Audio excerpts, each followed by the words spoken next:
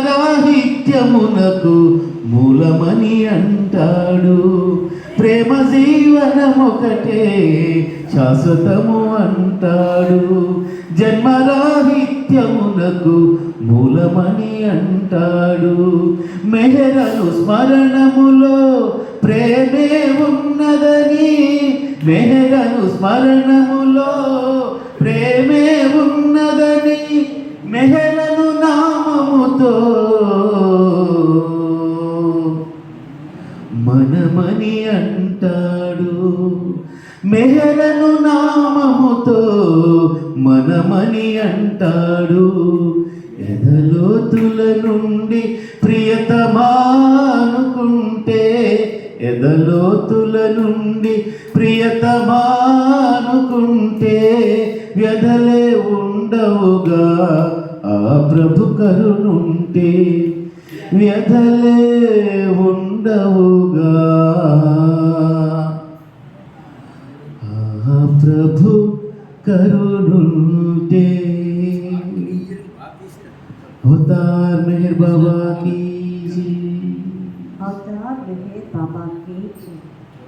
प्रियमार पिलचिनंत पलिकेवु प्रेममूर्ति नी नामं अति मधुरं नी स्मरणये माकु अभयं। प्रियमार पिलचिनंत पलिकेवु प्रेममूर्ति नी नामं अति मधुरं नी स्मरणये माकु अभयं। प्रियमार पिलचिनंत ఫలితాన్ని కోరకనే ప్రేమించమన్నావు. కోరికలు లేకుండా జీవించమన్నావు. ఫలితాన్ని కోరకనే ప్రేమించమన్నావు. కోరికలు లేకుండా జీవించమన్నావు. చింత తొలగించి దైవమైనావు. మరువలేమయ్య ఎన్నటికి ప్రియమార పిలచినంత. మౌనంగా ఉంటూనే ఎంతెంతో చెప్పావు. చిరుమందహాసంతో మా చేరువయ్యావు. మౌనంగా ఉంటూనే ఎంతెంతో చెప్పావు. చిరుమందహాసంతో మా చేరువయ్యావు. సర్వమర్పించి మనసున సింప ప్రేమలో బ్రతుకమన్నావు. ప్రియమార పిలచినంత పలికేవు ప్రేమమూర్తి నీ నామం అతి మధురం. నీ స్మరణయే మాకు అభయం. ప్రియమార పిలచినంత. अवतार मेहर बाबा की जय।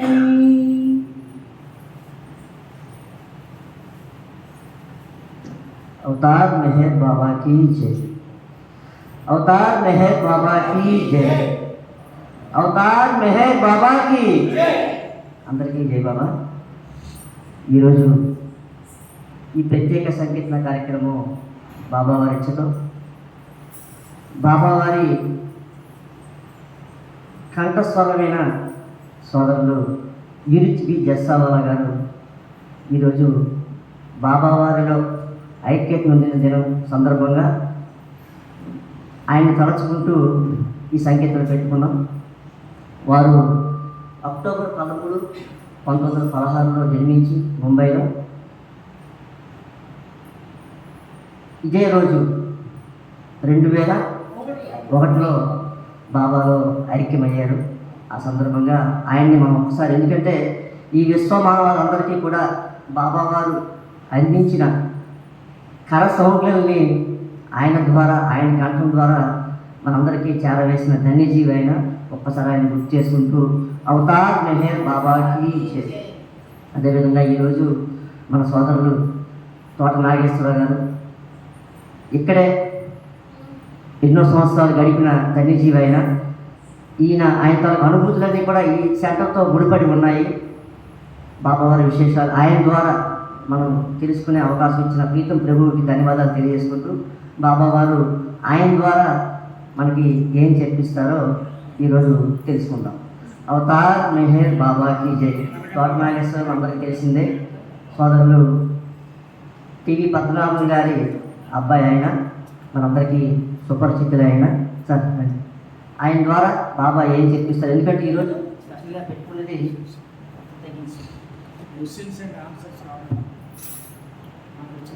ఆయన చెప్తారు. ఎవరికైనా సరే ఏమైనా సందేహాలు ఉంటే కూడా ఈరోజు అడిగితే బాబా ఆయన ద్వారా ఆ సమాధానాలు మీకు తెలియజేస్తారు. కాబట్టి ఎవరైనా ఏమి అడగాలంటే అడగవచ్చు, లేదంటే ఆయన సబ్జెక్ట్ కంటిన్యూ చేస్తారు. కాబట్టి ఈ అవకాశం ఏదైనా అవతార్ మెహర్ బాబాకి జై. ఈ కార్యక్రమం అందుకే అంటే మనం జస్ట్ సంకీర్తన చేసుకొని ఆయన ద్వారా బాబావారి విశేషాలు మనం తెలుసుకునేందుకు ఈ ప్రత్యేక సంకీర్తన ఏర్పాటు చేసుకున్నాం.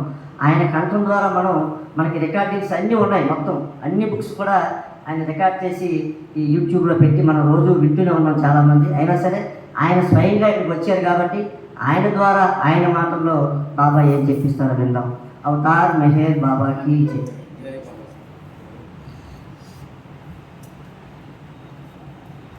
अवतार मेहर बाबा की जय. अवतार मेहर बाबा की जय. अवतार मेहर बाबा की जय.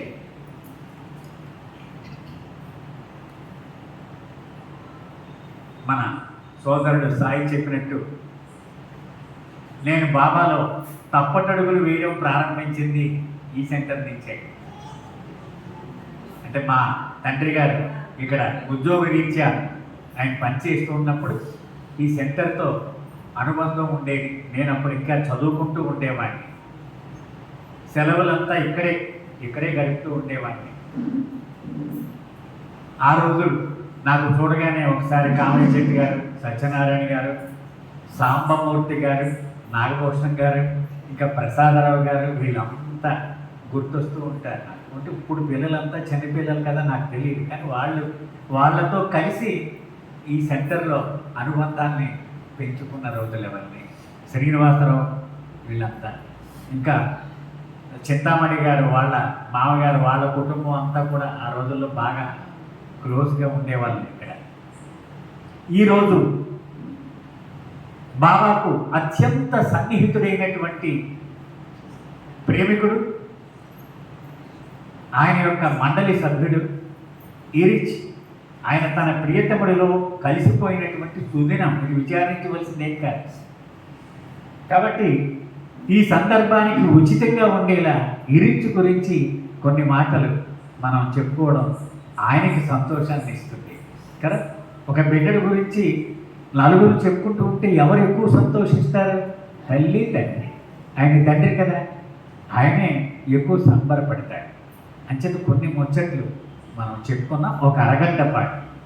అరగంట అయిపోయిన తర్వాత ఎవరికైనా బాబా గురించిన విషయాల్లో సందేహాలు ఉంటే కనుక అవి చర్చించుకున్నాం. అంటే నా ప్రజ్ఞను ప్రదర్శించడానికి కాదు, నా చర్చని అందరికీ ఉపయోగపడేలా చేయడం కోసం, నాకు కూడా తెలియకపోతే నాకంటే తెలిసిన వాళ్ళు చాలామంది ఉన్నారు, వాళ్ళందరినీ అడిగి తర్వాత చెప్పగలుగుతాను. ఓకే, మొట్టమొదట సోదరుడు ఇరిచ్ గురించి చెప్పుకుందాం. మనందరికీ చాలా వివరాలు తెలుసు, పుస్తకాలు చదివాం. ఆయన నాగపూర్ నివాసి కదండి. అయితే అహ్మద్నగర్కి ఇరిచ్కి సంబంధం ఉంది. ఇరిచ్ తల్లి గైమాయి అహ్మద్నగర్ కుటుంబానికి చెందిన అమ్మాయి. నౌషర్వాన్ సత్తా మనందరూ విన్నటువంటి పేరే అది. అక్బర్ ప్రెస్, అది కూడా మనం విన్నటువంటిదే. ప్రెస్ అంటే ప్రింటింగ్ ప్రెస్ కాదండి, అది పత్తి గింజలు వేరు చేసేటువంటి దాన్ని కూడా ప్రెస్ అంటారు. ఆ గింజలు వేరు చేసి పత్తి బేల్స్ తయారు చేస్తారన్నమాట. అలా చేసే ఫ్యాక్టరీ అక్బర్ ప్రెస్. అది ఇరిచ్ మేనమామ నౌషర్వాన్ సత్తా అతని పేరు. వాళ్ళంతా నగర్లో ఉంటూ ఉండేవారు. బాగా తొలి రోజుల్లో మెహరాబాద్లో మకాం ఉంటూ ఉన్నటువంటి రోజులే. ఒకరోజు బాబా ఆ రోడ్డుకి ఉదయాన్నే ఆ రోడ్డుకి పక్కన ఉన్న వేప చెట్టు కింద కూర్చొని ఉన్నారు. తెల్లటి సత్రా వేసుకొని జారువారుతో ఉన్నటువంటి తల, మనం సమాధిలో ఫోటో ఉంటే చూడండి, ఇంచుమించు అలా ఉన్నారన్నమాట. ఈ నౌషర్వాన్ సత్తా బాగా సంపన్నుడు, మహాత్మా గాంధీకి చాలా సన్నిహితుడైనటువంటి అనుచరుడు. మన భారత స్వతంత్ర సంగ్రామంలో చాలా చురుగ్గా పాల్గొన్నటువంటి ధన్యజీవి అతను గుర్రం మీద ఉదయమే షికారికి తన మిత్రుడితో కలిసి 2 గుర్రాల మీద వాళ్ళిద్దరూ వస్తూ ఉన్నారు. మెహరాబాద్ సైడ్ వస్తూ ఉంటే దూరం నుంచి చెట్టు కింద కూర్చున్న బాబాని చూశాడు. చూసి ఆశ్చర్యపోయాడు. మనం ఆరాధించేటువంటి మన జొరాస్టర్లాగే ఉన్నాడే, సేమ్ ఇతను ఎవరు అనుకుంటూ దూరం నుంచి నెమ్మదిగా దగ్గరకు వచ్చి సులువు చేశాడు. బాబా దగ్గరికి పిలిచారు. అప్పుడు ఇంకా మౌనంలో లేరు బాబా. పిలిచి, నేను మీ జొరాస్టర్ని అన్నాడు బాబా. ఆ ఒక్క మాటతో అతని తనువంతా పొలకించిపోయిందనమాట. ఏమిటిది, నా మనస్సుని నా హృదయాన్ని ఇలా చదివేశాడు ఈయన అని. ప్రతిరోజు కూడా బాబా దగ్గరికి వస్తూ ఉండేవాడు. అతను అహ్మద్ నగరానికి చెందిన తొలి పార్సీ కుటుంబాలని తీసుకురావడం మొదలుపెట్టాడు. అంతేకాదు తన కుటుంబ సభ్యులందరినీ కూడా తీసుకొచ్చేవాడు. నిజంగా మన జొరాస్టర్ లాగే ఉన్నాడు చూడండి ఒకసారి అని చెప్తూ ఉండేవాడు. అలాగే అప్పటికే గైమాయిని నాగపూర్కి చెందినటువంటి పప్పా జస్సావాలా అతని పేరు. అతను బాయిలర్స్ ఇన్స్పెక్టర్, మహారాష్ట్రలో చాలా పెద్ద పదవిలో ఉండేవాడు. అతనికి వివాహం చేశారు. ఆవిడ సెలవులకు వస్తే అలాగా చెప్పాడు, నువ్వు ఒక్కసారి చూడాలి, అసలు మన సేమ్ జొరాస్టర్ లాగే ఉన్నాడు అని తీసుకెళ్ళాడు. అంతే, బాబాను చూడగానే ఆవిడ అంకితం అయిపోయింది. అంచేత బాబా నాగపూర్ ఎప్పుడు వెళ్ళినా వీళ్ళ ఇంట్లోనే మకా ఉండేవారు. వీళ్ళు బాగా సంపన్నులండి. ఎంత సంపన్నులంటే 1920వ దశకంలో 2 కార్లు ఉండేవాడి. అసలు మొత్తం మహారాష్ట్రలో కార్లే ఎన్ని ఉంటాయో ఊహించుకోవచ్చు మనం. 2 కార్లు ఉండేవి, పెద్ద గార్డెన్ ఉండేది ఇంటి చుట్టూ. బాబా వాళ్ళ ఇంట్లో మఠం ఉండేవారు. వెళ్ళినప్పుడల్లా వాళ్ళ కుమారుడు ఏరేజ్. ఇతనికి అసలు బాబా అంటే నచ్చేది కాదు, చిన్నతనంలో ఇష్టం ఉండేది కాదు. కానీ బాబా మాత్రం ఇతన్ని ఎప్పుడు దగ్గర కూర్చోబెట్టుకుందామని ఆరాటపడుతూ ఉండేవాడు. వీడు స్కూల్కి వెళ్ళేటప్పుడు బాబా దగ్గరికి వచ్చి మళ్ళీ సాయంత్రం తొందరగా వచ్చాయి అని చెప్పేవాడు. సాయంత్రం అతను వచ్చే టైంకి ఈయన వేచి ఉండేవాడు. మళ్ళీ ఈయన తగులుకున్నాడు నాకు ముసలాయన అని వెనక దారి నుంచి తప్పించుకొని లోపలికి పోయి కాస్త తినేసి పారిపోయేవాడు తన మిత్రులతో కలిసి ఆడుకోవడానికి. ఇలాగ తప్పించుకుంటూ ఉండేవాడు. కానీ బాబా మాత్రం ఎలాగో పట్టుకొని కొన్ని ఆటలు ఆడించేవాడు. ఎలాంటి ఆటలు అంటే, నా చేతి సౌజ్ఞలతో చెప్తే నువ్వు పట్టుకోవాలి అక్షరాలు అంటే అప్పటి నుంచే ఆయన హోంవర్క్ తేదీతో మొదలు పెట్టేశారు. ఇతనికి తెలియకుండానే చాలా నచ్చింది ఆ గేమ్. బాబా దగ్గరకు వచ్చి ఆ గేమ్ ఆడుతాననేవాడు. అంటే అతని భవిష్యత్తు జీవితం బాబాకి సర్వము తెలుసు కదా. అలాగూ నెమ్మదిగా అతన్ని తన పట్ల ఆకర్షితుడిగా చేసుకున్నాడు. 1938వ సంవత్సరం ఇరిచ్కి ఇంజనీరింగ్ సీట్ వచ్చింది, ఇంటర్మీడియట్ అయిపోయింది. అప్పుడు బాబా ఒక టెలిగ్రామ్ పంపించారు, గాయమాయికి పంపించారు. మీ మొత్తం కుటుంబం అంతా మీ ఆస్తిపాస్తులు అమ్మేసుకుని శాశ్వతంగా నా దగ్గర ఉండిపోవడానికి వచ్చేయండి అన్నారు. ఇది మొట్టమొదటి ఇరిచ్ని రమ్మన్నారు. అప్పుడు బాబా పంచగనిలో దిల్కుష్ హౌస్ ఇప్పటికీ ఉందండి. ఆ భవనం యాజ్ ఇట్ ఈజ్గా ఉంది, మనం చూడొచ్చు పంచగని వెళితే. అందులో ఉన్నారు. ఇరిచ్ యువకుడు వెళ్ళాడు, కోనాలో దిగి బస్సు ఎక్కి అక్కడికి వెళ్ళాడు. వెళ్ళగానే బాబా దగ్గరికి పిలిచాడు, ఏమిరా మొత్తం మీ కుటుంబం అంతా అన్నీ వదిలేసి నా దగ్గర వచ్చేయడానికి సిద్ధమేనా అని అడిగారు. నీ దయ ఉంటే ఏదైనా సాధ్యమే అన్నాడు. ఇదే చెప్పాడు మాట. తర్వాత రోజుల్లో ఈ మాట గురించి ఇరిచ్ మండలి హాల్లో ఇలా చెప్పాడు. అప్పుడు నేను కూడా నలుగురిలో ఉన్నాం అన్నమాట. ఆ రోజు ఆ మాటలు కావాలని నేను అనలేదు, నేను నిజం చెప్పాలి బాబా అన్నది. నేను మామూలుగా అనేసాను. నేను ఇంకేమైనా మాట్లాడేస్తానేమో అని ఆ చింతతో బాబాయే ఆ మాటలు నా నోట్లో వేశాడు అని నేను అనుకుంటున్నాను. నేను రాననేస్తే పోయింది కదా, శాశ్వతంగా కాలదనుకున్నట్టే కదా అదృష్టాన్ని. అంచేత ఆయనే నా నోట్లో ఆ మాటలు వేశాడని ఇప్పుడు నేను అనుకుంటున్నాను. ఇంకా నేను అంతలా అనాలని ఏమీ క్యాలిక్యులేషన్ చేసుకోలేను, ఇదో అనేసాను అంతే. సరే తీసుకొచ్చి మీ కుటుంబం అంతా అన్నారు. మా ఆస్తులు అమ్మకానికి పెట్టేశాం. అర్జెంటుగా అమ్మకానికి పెడితే అంత ఆస్తులు కొనేవాళ్ళు ఉండొద్దు. ఎంత వస్తే అంత అమ్మేశాం, ఎంత వస్తే అంత అమ్మేసి సూట్ కేసుల్లో డబ్బు పట్టుకొని బాబా దగ్గరికి వచ్చేసారు. ఆ డబ్బు పెట్టేశారు బాబా దగ్గర. బాబా అన్నారు, మీ కుటుంబం అంతా నా దగ్గర ఇప్పటి నుంచి ఉంటే కుదరదు. కొన్నాళ్ళు మీరు పూనాలో ఒక బంగళా అద్దెకి తీసుకుని అందులో ఉండండి, తర్వాత నేను పిలుస్తా అన్నారు. ఆయన ఎప్పటికీ పిలవలేమండి. బింద్రా హౌస్ అనేటువంటి ఒక బంగళాలో పూనాలో ఉండిపోయారు. ఇరిచ్ మాత్రం బాబా దగ్గరే ఉండిపోయారు. మిగిలిన కుటుంబం అంతా ఆ బింద్రా హౌస్లో ఉండిపోయారు. బాబా శరీరము చాలించిన తర్వాత అప్పుడు బాబా తల్లి గైమాయి, ఇరిచ్ తల్లి గైమాయి, అలాగే ఇరిచ్ సోదరులు వీళ్ళంతా వచ్చి మెహరాజాదలో మాకు ఉన్నారు. అప్పుడు ఖాళీ చేశారు ఆ బంగళా. అలాగూ బాబా పరిధిలోనికి వచ్చాడు. యువకుడిగా ఉన్నటువంటి ఇరిచ్ బాబా కూడా ఉంటూ ఉండేవాడు. తొలి రోజుల నుంచి కూడా 38 నుంచి కూడా పురుష మండలి కింద లోయర్ మెహరాబాద్లో ఉండేవారు. బాబా పైన క్యాబిన్లో ఉండేవారు. స్త్రీ మండలి ఇప్పుడు మన్సారి మాయి ఆ క్వార్టర్స్ అవి ఉన్నాయి కదండి, టిన్ షెడ్ ఎదురుగా అక్కడ ఉండేవారు. సరే రోజు బాబాను తీసుకెళ్ళడానికి ఉదయాన్నే వచ్చేసేవాడు ఇరిచ్ కింద నుంచి వచ్చి ఆ మెహర్ రిట్రీట్ బిల్డింగ్ ఉంది, గేట్ ఉంటుంది చూడండి, ఆ గేటు దగ్గర నుంచుని ఉండేవాడు. లోపలికి వెళ్ళడానికి అనుమతి లేదు. బాబాని తీసుకుని కిందకు వచ్చేవాడు. మళ్ళీ సాయంత్రం 5 కల్లా బాబా వెళ్ళిపోతాను అనేవాడు. కూడా వచ్చి బాబాని ఆ గేటు దగ్గర దింపేసి వెళ్ళిపోతూ ఉండేవాడు. సరే ఒకరోజు బాబా అడిగారు, ఏమిరా 5 కల్లా వెళ్ళిపోతున్నావు కదా, 9 దాకా పడుకోవు కదా, ఏం చేస్తావు నువ్వు వెళ్ళాక అని అడిగారు. బాబా నీ సీనియర్ మండలి వాళ్ళు ఉన్నారు కదా, వాళ్ళు చర్చించుకునే విషయాలు శ్రద్ధగా వింటూ ఉంటాను నేను అన్నాడు. ఏం మాట్లాడుకుంటారు ఏమిటి అని అడిగాడు. అడిగితే సర్కిల్, మండలి సర్కిల్ అంటాం కదా, ఆ సర్కిల్ నువ్వు ఉన్నవా నేను లేనా ఇవన్నీ చర్చించుకుంటూ ఉంటారు వాళ్ళు అన్నాడు. మరి నీకు అది ఇష్టమైన చర్చలు నచ్చుతాయా? నాకేం నచ్చవు అవి, మరి నీకేమో నచ్చుతాయి అన్నారు. రేపు ఉదయం రాగానే బాబాకి ఏది అవసరము ఇదే ఆలోచిస్తూ ఉంటాను నేను, అదే అవసరము, ఇదంతా వేస్ట్ సర్కిల్స్ గొడవ, నీకు ముఖ్యమైనటువంటిది ఇదే నీవు కంటిన్యూ చేయి అని చెప్పేవారు బాబా. తొలి రోజుల నుంచి కూడా అంకిత భావానికి ప్రతీకగా జీవించాడు ఇరిచ్. అతను అవగాహన, దృఢ సంకల్పము అంటే మచ్చు తునక అన్నమాట ఇరిచ్.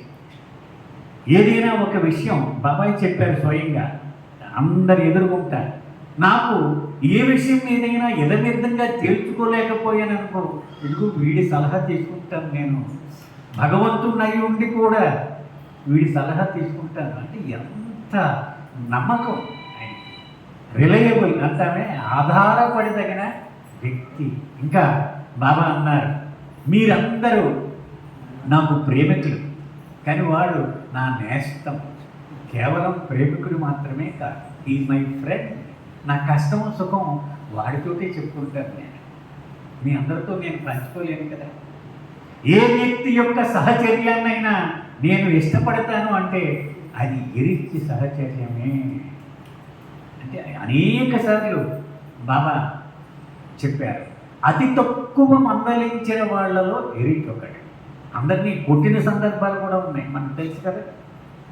కానీ ఎరిచ్ అంటే మాత్రం చాలా చాలా ఇష్టం బాబాకి. అతను ఏది చెప్తే అది కరెక్ట్ అవుతుంది. కొన్ని చిన్న చిన్న ఉదంతాలు మీకు ఎరిచ్ యొక్క సాన్నిహిత్యం గురించి మనవి చేస్తారు. ఇందాక చెప్పుకున్నాం కూడా, బాబా ఎరిచ్ కలిసి బాగా అలసిపోయారు. 4-5 రోజులు ప్రయాణాలు, రైలు ప్రయాణాలు చేసి చేసి. ఇంకొక ముఖ్యమైన విషయం, బాబా ప్రయాణంలో పడుకోరు, ఎవరిని పడుకోనివ్వరు. 4 రోజులు అంటే 4 రోజులు నిద్ర లేకుండా ఉండడమే. ఎవడైనా పడుకుంటే వాడిని కొట్టి లేపేవారు.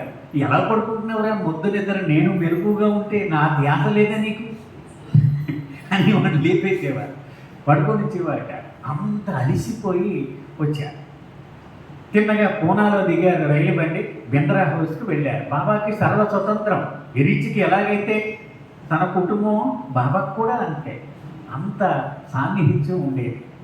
ఎరిచ్ అన్నాడు, బాబా నువ్వు ముందు అలసిపోయావు, నువ్వు ముందు స్నానం చేసి, నీకు ముందు భోజనం పెట్టేస్తాను, నువ్వు కూడా చేసి అన్నాడు. నేను తర్వాత చేస్తాను, నువ్వు స్నానం చేసి అన్నాడు.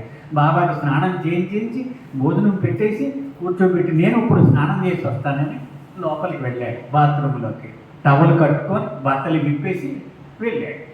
వెళ్ళి లోపల నుంచి అరిచాడు, నువ్వు నా బ్యాగ్ తీయకు, నువ్వు మళ్ళీ మందులు వేసుకుంటాను అది ఇది అని, అది పగలు కొట్టావంటే నాకు మళ్ళీ డబల్ పని పెడతావు, నువ్వు చెప్పింది విను అన్నాడు. లోపల నుంచి అరిచాడు. కానీ బాబా ఏం చేశారు, భోజనం అయిన తర్వాత ఒక జీర్ణం డైజెస్టివ్ జ్యూస్ ఒకటి ఉండేది నా చిన్నతనంలో, కార్బరిక్ మిక్సర్ అని వారు ఇంపోర్టెడ్, పింక్ కలర్లో ఉండేది. అది ఇంత బాటిల్ గాజు చేశారు. అది అలవాటు బాబాకి. అన్ని పనులు వీడికి ఏం చెప్తావు, పాపం అలసిపోయాడని బాబా ఏం చేశారు, ఆ బ్యాగ్ జిప్పు తీసి ఆ సీసా తీశాడు. అది జారి పడిపోయి పగిలిపోయి ఆ మందు ఒలికిపోయింది, మొక్కలైపోయినాయి, గాజు మొక్కలైపోయాయి. ఇది ఆ సౌండ్ వినేశాడు ఎరిచ్. అయిపోయిందా లోపల నుంచి వచ్చాడు. చెప్పింది వినవు నువ్వు కదా, మళ్ళీ నువ్వు ఆ గాజు పెంకుల్లో చేయి పెట్టుకో, నాకు డబల్ పని చేస్తావు, నువ్వు అలా ఉండు, నేను వచ్చి శుభ్రం చేస్తాను అని అరిచాడు లోపల నుంచి. కానీ బాబా మాత్రం పాపం ఇది తప్పు చేసి దొరికిపోయిన పిల్లవాడు ఎలా ఉంటాడు, అలాగే ఒక పేపర్ తీసుకొని ఆ గాజు పెంకులన్నీ ఎక్కుతూ ఉన్నారు. బయటకు వచ్చేసాడు ఎరిచ్. మధ్యలో స్నానం ఆపి పరిగెత్తుకొచ్చి, నువ్వు ఉండలాగా, నీకు మళ్ళీ గుర్తుకుంటాయి ఇవన్నీ అని గట్టిగా కేకలేశాడు. తల్లి పరిగెత్తుకొచ్చింది గయమని, నువ్వు ఎవరితో మాట్లాడుతున్నావో ధ్యాస ఉండే మాట్లాడుతున్నావా అని చెవు పట్టుకుంది. అప్పుడు బాబా అన్నాడు, వాడికి సర్వ హక్కులు ఉన్నాయి, వాడు నా తల్లితో సమానము, వాడికి నన్ను మందలించే హక్కు వాడు ఒక్కడికే ఉందన్నారు బాబా. అంటే అంత సాన్నిహిత్యం బాబా ఇచ్చారు అతనికి విశ్వాసం విషయంలో కానీ, అహము లేకుండా ఉండడంలో కానీ ఎవ్వరూ సాటిరారు. అతనికి అంత అంకిత భావంతో ఉండేవాడు. మరి నాకు కొన్ని వ్యక్తిగతమైన అనుబంధం ఉంది, అది కూడా మీకు మనవి చేస్తానంటే ఎరిచిని అర్థం చేసుకోవడానికి. అది ఎరిచి చివరి రోజులు చాలా నీరసంగా ఉండేవారు. మన శ్రీకాకుళం నుంచి, పార్వతీపురం, ఇంకా ఆంధ్ర నుంచి ఒక 30 మంది యువకులు వచ్చారు, కొత్తవాడు. వాళ్ళు నన్ను అడిగారు, ఒక్కసారి ఎరిచిని చూసొద్దామండి అన్నారండి. దానికి ఏం భాగ్యం, 4 ఆటోలు చేసుకుని వెళ్ళాం. వెళ్తే ఇంకా రాలేదు ఆయన. మేమంతా వెయిట్ చేస్తూ ఉంటే ఒక కారో జీపో ఆయన ఎరిచి వచ్చాడు. ఫస్ట్ మేమంతా ముందుకు వెళ్ళిపోయాం, జైబాబా జైబాబా అని కౌలించేసుకున్నాం. మీరు ఎవరు అని అడిగారు. ఆంధ్ర నుంచి వచ్చాం. ఎందుకు వచ్చారు? బాబా సమాధి దగ్గరికి వచ్చారు. మరి ఇక్కడికి ఎందుకు వచ్చారు అని అడిగితే, ఎరిచిని చూద్దామని వచ్చాం. అంటే ఆయన ఒక్కసారి నిరాశగా చూశాడు మాకేసి. తండ్రి దగ్గరకు వచ్చి ఆయన్ని వదిలేసి ఇరిచిని చూడటానికి రావడంలో ఔచిత్యం ఏమిటి? ఏమి చూస్తారు ఇరిచిని? గార్బేజ్ క్యాన్ అన్నారు. అంటే ఇరిచి అంటే ఎవరు? ఒక చెత్త బుట్ట. తండ్రిని విడిచిపెట్టి నన్ను చూడడానికి వచ్చారంటే ఆయన ఎంత నొచ్చుకుంటాడో ఒక్కసారి కూడా మీకు అనిపించలేదా? ఇప్పుడు తల్లి బిడ్డని పండక్కి రమ్మని పిలుస్తుంది, మనవడు మనవరాలు వేసుకొని వస్తుంది, మొత్తం ఆవిడకి వచ్చిన వంటలన్నీ వండేసి వార్చి పెట్టేద్దామని ఆవిడ ఆరాటపడుతూ ఉంటుంది. అలాగూ మిమ్మల్ని ప్రతి క్షణము లాలిద్దామని ఆయన ఎంత ఆరాటపడుతున్నాడో. ఆయన వదిలేసి మీరు వచ్చేయడం ఏమైనా ధర్మమేనా అంటే సారీ చెప్పాం మేమంతా. అప్పుడు ఒక మాట చెప్తాను వినండి అన్నాడు. బాబా సమాధిని చూసిన తర్వాత చూడడానికి ఇంకేమీ లేదు ఈ సృష్టిలో, ఏదీ లేదు, ఎవడు లేదు, ఏ వ్యక్తి లేదు. కనపడిన వాడికల్లా నమస్కారాలు పెట్టకు, నీ చేతుల్ని నీ తండ్రి ఒక్కడికే ప్రణామం చేయడానికి అలవాటు చేయి, రిజర్వ్ చేసి ఎవరికైనా సరే నో అంటే అంత అంకిత భావం అతనిలో ఉండేది. అది మనం నేర్చుకోవాలన్నమాట మనం అందరం కూడా. అలాగే ఒకసారి మౌనానికి బాణేశ్వరరావు గారి కుటుంబం, నా కుటుంబం, మేమంతా వెళ్ళాం. ఎక్కువ మంది వచ్చారు. జాన్ దస్తూర్ అన్నారు, మీరంతా వాలంటీర్లుగా రండి, జనం ఎక్కువ వచ్చేసారు, మనం ముందు వెళ్ళిపోదామని ఆయన కారులో మమ్మల్ని తీసుకొచ్చేసారు. మేరాజాతులు ఒక్కొక్కరికి ఒక్కొక్క డ్యూటీ అప్పచెప్పేశారు. నాకు ఒక్కరికి ఏం డ్యూటీ వేశారు? బస్సులు రాగానే వాళ్ళందరినీ క్యూలో ఫార్మ్ చేసి ఆ చెప్పులు బయట ఇప్పించి లోపలికి పంపించాలి. ఆ డ్యూటీ నాకు అప్పగించాను. అక్కడ నేను నుంచున్నాను. ఇంకా బస్సులు రాలేదు, ఎవరు రాలే. ఇరిచి వరండాలో బ్లూ బస్ పక్కన కూర్చున్నాను. మిగిలిన వాళ్ళంతా లోపలికి వెళ్ళిపోయారు. ఇరిచి గట్టిగా అన్నాడు, ఎందుకు అలా ఎండలో నుంచుంటావు? ఆ బస్సు వచ్చేకి వెళ్ళి కానీ ఇలా కూర్చో అన్నాడు. ఇలా రా అన్నాడు నుంచొని. నేను గబుక్కుని లేచి ఆ చెప్పులు ఆ వరండా బయట విప్పేసి వెళ్ళబోతున్నా. ఆగన్నాడు. ఆ చెప్పులు వేసుకునిరా అన్నాడు. ఎందుకు తీసేసావు చెప్పులు?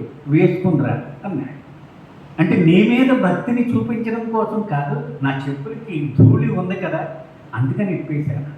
ధూళి ఉంటే నువ్వు నా గెస్ట్ కాబట్టి నేను శుభ్రం చేసుకుంటాను.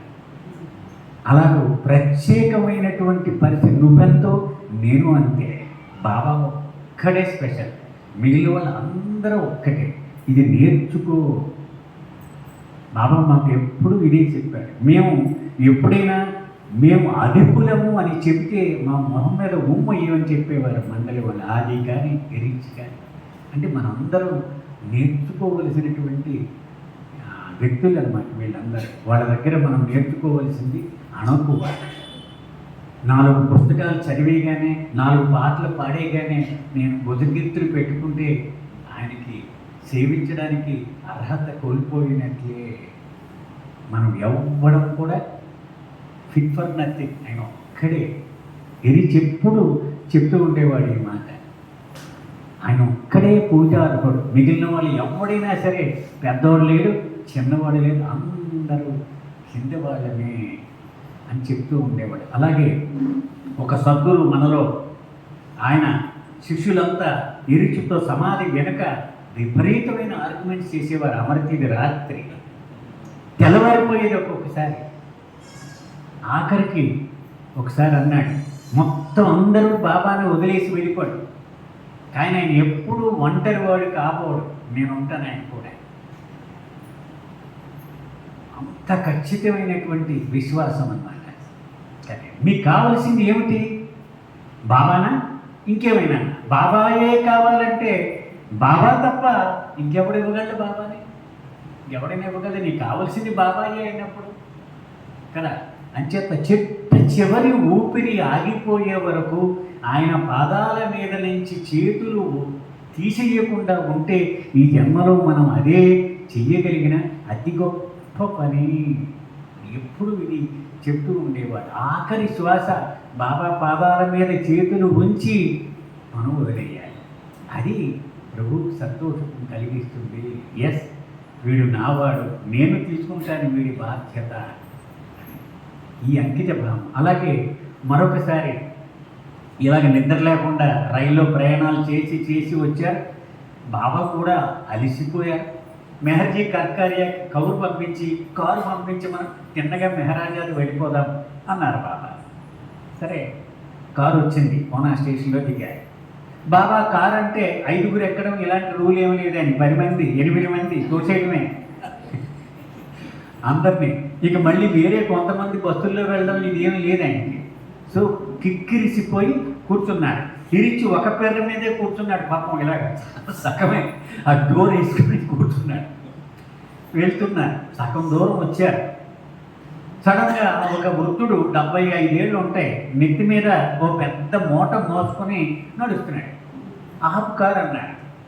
కారు ఆపా. అయితే వాడిని ఎక్కించుకోండి అన్నాడు. ఇప్పటికే ఊపిరాడకుండా ఉంది కాదు. తిరిచికి కోపం వచ్చింది. కోపం వచ్చి దిగిపోయాడు. దిగి బ్యాగ్ ఈ మూట ఎక్కడ పెట్టమంటావు అన్నాడు. బాబాని అడిగాడు. వెనకాల డిక్కీలో పెట్టి ఒక తన్నుతన్నా ఏం పెద్ద విలువేమో వస్తువులు ఏమో ఉండవలేదు. సరే డిక్కీలో పోయింది, డోర్ వేసే అన్నాడు. వాడిని లోపల కూర్చోబెట్టన్నాడు. కూర్చోబెట్టేసి డోర్ వేసి నడిచి వెళ్ళిపోతున్నాడు ఎరీచి. ఎందుకంటే నీకు చోటు ఎక్కడుంది? వెళ్ళిపోతుంటే బాబా డ్రైవర్తో కూడా వెళ్ళమన్నారు. ఎరిచింది వెళ్ళమని ఆ విండోలో చెవు పట్టుకున్నారు. బాబా నువ్వు ఓడిపోయావు అన్నారు. నీ సహనాల్ని పరీక్షించినప్పుడు నువ్వు నిలబడాలి అంటే అంత ఆరి తేరేలాగా సాన పట్టేశారనమాట వీళ్ళందరినీ కూడా. అంత అంకిత భావం. మరొకసారి ఇరిచి షర్ట్ చూసాం మేము మేరాజాత్లో. లోపల బయట అన్నీ పాకెట్లే, వెనక లోపల అన్నీ సంచిలే. ఏమిటివంటే బాబాకి ఎప్పుడు ఏది అవసరం అవుతుందో అని అన్ని సామాన్లు తన ఒంటి మీద మోసేవాటే. సూది, దారం, బటన్లు, చెవులో ఇయర్ బడ్స్ అన్నీ మొత్తం లోపల నుంచి తీయడమే. అంటే తను ఎలా ఉన్నాడు, తనకు సౌఖ్యమా అసౌఖ్యమా ఇది ఎప్పుడు అతనికి ధ్యాస లేదు. తండ్రి ఆయనకి ఏది అవసరమో అదే. అంటే అటువంటి అదృష్టవంతుల మధ్యలో మనం కూడా మసిలి వాళ్ళని చూసి వాళ్ళ ఆలింగన భాగ్యం పొందేటువంటి ఆ వరం ప్రభు మనకి ఇచ్చాడు. ఇది ఇంతకంటే గొప్ప అదృష్టం మరొకటి లేదు. మనం అందరం కూడా వీళ్ళని ఉదాహరణలుగా చూసి ఎంతో కొంత 0.01% నేర్చుకున్నా చాలు మనకి. అంటే వీళ్ళని ఒక రోల్ మోడల్స్గా పెట్టాడు ఆయన. ఒకడు విధేయతకు రోల్ మోడల్, ఒకడు సర్వార్పణకి రోల్ మోడల్, కరెక్ట్, ఒకడు అంకిత భావానికి రోల్ మోడల్. మండలి వాళ్ళందరూ కూడా ఇదే పరిస్థితి. సో అందుకని ఈరోజు ప్రభువును సంతోషపెట్టడం కోసము ఆయనకు అతి ఇష్టమైనటువంటి శిష్యుడు, ప్రేమికుడు ఆయన గురించి చెప్పుకున్నామండి. ఈ అదృష్టం కలిగించినందుకు ప్రభువుకి థ్యాంక్స్ చెప్పుకున్నాం. అవతార్ మెహర్ బాబాకి. ఇంకా పుస్తకాలే గురించి గురించి చెప్పాలంటే మరి మనకి సమయానికి బద్ధులం కదా. ఇక ఏమైనా సందేహాలు కానీ లేక వివరణ అవసరమైన పాయింట్స్ కానీ ఉంటే చెప్పండి. మీరు ఎవరైనా యూఆర్ ఫ్రీ టు ఆస్క్.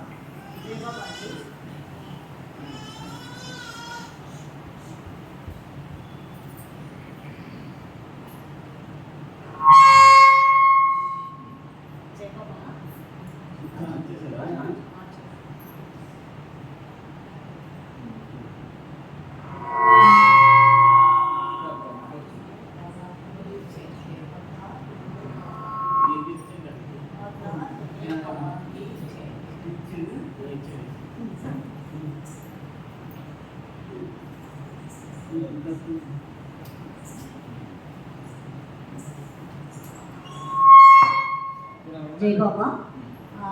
చాలా అంటే ఈడ్స్ కోసం నాకు తెలియని విషయాలు అయితే మీరు తెలియజేశారు. కొన్ని అయితే నేను అసలు వెళ్ళలేదు. థ్యాంక్స్ అండి. అంటే స్పీచెస్ వింటుంటే మోటివేషన్ ఖచ్చితంగా వస్తుంది. అందులో మీలాంటి పెద్దవాళ్ళ స్పీచెస్ నిజంగా ఈరోజు చాలా అదృష్టవంతురాలు నేను. అయితే ఇప్పుడు డౌట్స్ అని మీరు అన్నారు కదా, ఇవి నాకు బాబా ప్రేమికులు కాని వాళ్ళు అడిగిన డౌట్స్ అండి. నేను తెగమొహం వేశాను చాలాసార్లు. అయితే ఏంటంటే మీ బాబా ఏమీ ముట్టుకోలేదు, చాలా పేదతనాన్ని అంటే ఏది పప్పు అన్నమే తిన్నారు మీరు చాలా చెప్తున్నారు కదా. కానీ ఆ రోజుల్లోనే బాబా ఫ్లైట్ ఎక్కారు, 14 దేశాలు తిరిగారు. అప్పట్లో చాలా కాస్ట్లీ అది. ఇది అంటే మీరు అలా చెప్తున్నారు, బాబా అసలు ఏమీ అనుభవించలేదు, బాబా అంతా కూడా అసలు కాదు అన్నీ కష్టాలే బాబాకి అని మనం మాట్లాడుతున్నాం. చాలా కష్టాలు అనుభవించారు బాబా అని.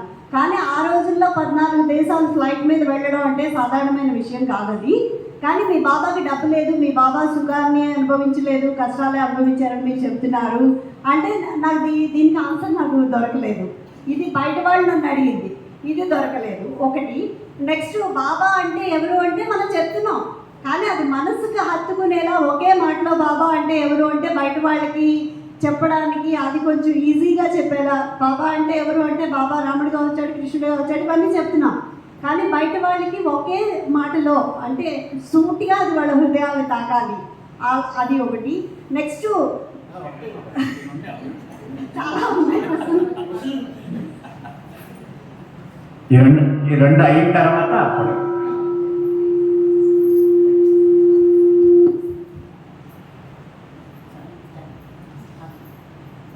జై బాబా. విదేశాలకు వెళ్ళాలంటే విమానము, ఓడ, ఇంకో దారి ఏమన్నా ఉందా? నడిచి వెళ్ళలేం కదా. ఎంత పేదవాడైనా సరే వెళితే ఓడలో వెళ్ళాలి, లేకపోతే విమానంలో వెళ్ళాలి. ఓడలో వెళ్ళడానికి కూడా ఆయన దగ్గర డబ్బులు లేవు కదా. అంచేత ఆ విదేశీ ప్రేమికులు వాళ్ళు డబ్బు పెట్టుకునే స్తోమతని బట్టి ఆయన ఓడలో అయినా వెళ్ళాడు, విమానంలో అయినా వెళ్ళాడు. ఆయన డబ్బులు కాదు. ఉదాహరణకి ఆంధ్రదేశం వచ్చినప్పుడు కూడా మన డబ్బులతో వచ్చాడు ఆయన. తెలుసా మీకు ఆ విషయం? ఆంధ్రులు డబ్బులు కలెక్ట్ చేసి పంపిస్తే ఆ డబ్బులతో వచ్చారు ఆయన. విజయవాడకి చెందిన మాజేటి రామ్మోహన్ రావు గారు, చింతా సర్వారావు గారు, తాడేపల్లి బసవయ్య గారు వీళ్ళంతా డబ్బులు పంపిస్తే అప్పుడు టికెట్లు కొనుక్కొని వచ్చారు. అందులో ఏం అనుమానం లేదండి. అంచేత విదేశాల్లో వాళ్ళు విమానం టికెట్లు పంపిస్తే విమానంలో వెళ్ళాడు కదా. మీకు మచ్చు ఉదాహరణ చెప్తా. నవజీవనానికి వెళ్ళారు బాబా. ఏం చెప్పారు? ఒక్కడి జేబులో కూడా పైస మిగలకుండా వచ్చేయండి అని చెప్పారు. మీ ఊళ్ళు వెళ్ళి బయలుదేరే ముందు చిల్లర డబ్బులు మిగిలిపోతే అహ్మద్నగర్ రైల్వే స్టేషన్లో బయట బిచ్చగాళ్ళకి వేసి ఖాళీ జేబులతో రమ్మన్నారు. ఖాళీ జేబులతోటి వచ్చారు. అక్టోబర్ 16, 1949 నాడు మొట్టమొదటి రోజు చిరుకులు పడుతూ ఉండగా తెల్లవారుజామున బయలుదేరారు. 10 అయిపోయింది మధ్యాహ్నం. నడిచి వెళ్తే నాకు టీ తాగాలని ఉంది, డబ్బులు లేవు ఎవరి దగ్గర. అందరూ జేబులు చూశారు, ఎవరి దగ్గర డబ్బులు లేవు. టీ కావాలన్నారు ఆయన. ఇరిచి చాలా బాధపడ్డాడు. ప్రభు అడక్కడక్క టీ అడిగితే ఇవ్వలేని దౌర్భాగ్యం. అప్పుడు ఇరిచికి ఒక ఐడియా వచ్చింది. బాబా, ఇదే ఊళ్ళో నీ ప్రేమికుడు ఒకడు ఉన్నాడు, వాడు 15 రోజుల క్రితం వచ్చాడు మెహరాజాలు, వాడిని భిక్షగా అడిగితే పరమానందంగా ఇస్తాడు, నేను అడగనా అన్నాడు. కౌగిలించుకొని అద్భుతం అడిగన్నాడు. ఎందుకని భిక్ష మనకి నిషిద్ధం కాదు కదా. అప్పుడు అతను వెళ్ళి అడిగాడు, మాకు అందరికీ టీ ఇస్తామని. అతను ఎగిరి గంతేసి ఆ టీ కాసుకొని పట్టుకొచ్చి ఇచ్చాడు. అంత దౌర్భాగ్యమైన పరిస్థితులను కూడా ఆయన అనుభవించాడు. అందులో ఏమీ అనుమానం లేదు. అయితే అందరి దగ్గర ఆయన డబ్బులు తీసుకోలేడు. అది మీకు మనవి చేస్తా. బాగా మొదటి రోజుల్లోనే జోపిడిలో ఉండేవారు కదా. ఒకరోజు సమావేశపరిచి చెప్పేశారు మండలి వాళ్ళందరినీ, ఈవేళ ఒక ముఖ్యమైన విషయం మీకు చెప్పడానికి పిలిచాను. మన దగ్గర బ్యాలెన్స్ నిల్. ఇప్పటికి 2 పూట్ల భోజనం పెడుతున్నాను, రేపటి నుంచి 1 పూటే పెట్టవలసి రావచ్చు. గ్యారంటీ లేదు. ఉండగలిగిన వాళ్ళు ఉండండి, ఉండలేని వాళ్ళు వెళ్ళిపోండి, ఏం పర్వాలేదు. మీకు నేనే స్వతంత్రం ఇస్తున్నాను, కానీ ఈ విషయం చెప్పడానికి పిలిచాను మీకు అన్నారు. అందరూ నువ్వేం చెప్తే అదే, నీళ్ళు తాగి బతకమంటే మేము రెడీ, మేము ఎవరు వెళ్ళిపోమన్నారు. సరే, మర్నాడు ఒక వ్యాపారస్తుడు వచ్చాడు నగరం నుంచి, ఒక మార్వాడి. పాద్రి గేటు దగ్గర వాచ్మెన్గా ఉన్నాడు. అప్పుడు జోపిడీకి చుట్టూ గేటు, ఒక కాంపౌండ్ ఉండేది, ఒక దడి, ఒక గేట్ ఉండేది, అక్కడ కాపలా ఉండేవాడు. పాద్రి వచ్చాడు. ఇతను ఇప్పుడు ఆయన ఏకాంతంలో ఉన్నాడు, ఎవరిని చూడడు అని చెప్పాడు పాద్రి. అలా కాదు, మీరు చాలా కష్టాల్లో ఉన్నారని విన్నాను, ఎంత సొమ్ము కావలిస్తే అంత ఇవ్వడానికి వచ్చాను నేను అన్నాడు. సరే నువ్వు ఉండవే బాబు, ఆయన ఒప్పుకోడు, నేను లోపలికి రానాకి ఎంట్రీ లేదు నాకు, నువ్వు కూర్చో అన్నాడు. అని నెమ్మదిగా లోపలికి వెళ్ళాడు. వెళ్ళి ఇలా చెప్పబోతే తర్వాత చూద్దాం ఇప్పుడు కాదు అన్నాడు. ఇతను వెళ్ళిపోతే మళ్ళీ మొత్తం వచ్చిన అవకాశం పోతుంది కదా, సాయంత్రం దాకా కూర్చోబెట్టాడు ఇతన్ని. సాయంత్రం మొత్తానికి బాబా పిలిచారు ఇతన్ని, పాద్రిని. వెళ్ళాడు, ఇది పరిస్థితి అని చెప్పాడు. పొమ్మను ఇప్పుడు కాదు అన్నాడు. చాలా నొచ్చుకున్నాడు. ఇతన్ని సాయంత్రం దాకా కూర్చోబెట్టాడు, డబ్బులు అవసరం, తిండి లేదు, ఇది పరిస్థితి. సరే బాబా దగ్గర ఓపెన్గా చెప్పాడు, బాబా ఇదేం బాగోలేదు, ఇది పొద్దున్న నుంచి వచ్చాడు, వాడికి మంచినీళ్ళు కూడా ఇవ్వకుండా కూర్చోబెట్టాను నేను, సాయంత్రం నువ్వు పొమ్మన్నావు అన్నాడు. అప్పుడు బాబా చెప్పారు, పిచ్చివాడా, నేను ఎవరి దగ్గరైనా ఏదైనా స్వీకరించాలి అంటే ఊరకనే నీలాగా స్వీకరించను, వాడికి ప్రతిఫలం ఇచ్చి తీరవలసినదే. ఆ ప్రతిఫలం అందుకునే అర్హత వాడికి లేదు, నేనేం చేయనన్నా, వాడికి ఇక్కడ రాసిపెట్టి లేదు. అంటే ఒకరి దగ్గర ఆయన తీసుకున్నాడు అంటే వాడికి అర్హత ఉంది అని అర్థం. మనం అనుకుంటాం ఈయన కోట్లు ఉన్నాయి ఎందుకు పడినా అని, అంటే వాడికి అర్హత లేదు అని అర్థం. ఆయన తీసుకున్నాడు అంటే వాడికి అర్హత ఉంది అని అర్థం. అంటే మనకు తెలియనివి ఇవన్నీ కూడా కదా. అంచేత ఆయన ఎప్పుడు కూడా కావాలని సౌఖ్యం కోరి ఉండలేదు. బాబా కార్లు వాడుకున్నారని మనం చూస్తున్నాం కదా. ఆ కారు ఎవరిచ్చారు?